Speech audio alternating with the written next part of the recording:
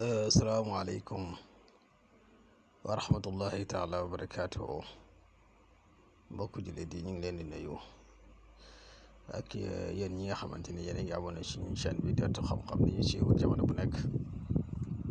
ñu ngi leen di nuyu kenn ku ci nekk ci turam ak santam. Tey nag dañoo ñëw indil leen benn secret ci aaya alquran bi. Mu nekk nag aaya boo xamante ni aaya bu bari njëriñ la, rawatina nag ci côté bii nii nga xamante ni ñu ngi leen koy jox.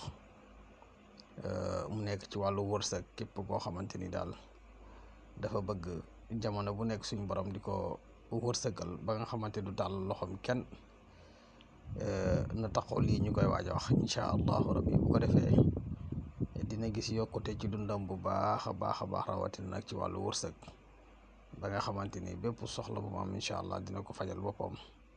Suñ borom dana ko suturaal ba du tàllal loxoom kenn. Loolu nag comme ni ngeen gisee aaya bi noonu ngeen koy jëfandikoo, muy wala sawfa yuxtiika rabbuka fa tarda.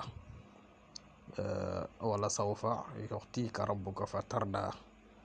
Da nga koy bind 114 fois. 114 fois moom nga koy bind moom aaya alquran bi. Bu ko defee nga def ko saafara di ko raayoo, di wér tamit aaya bii di wala sawfa yuxtiika rabbuka fa tarda. moom tamit nga koy liggéey suba ak ngoon, moom tamit yaa ngi koy liggéey ci 114 fois.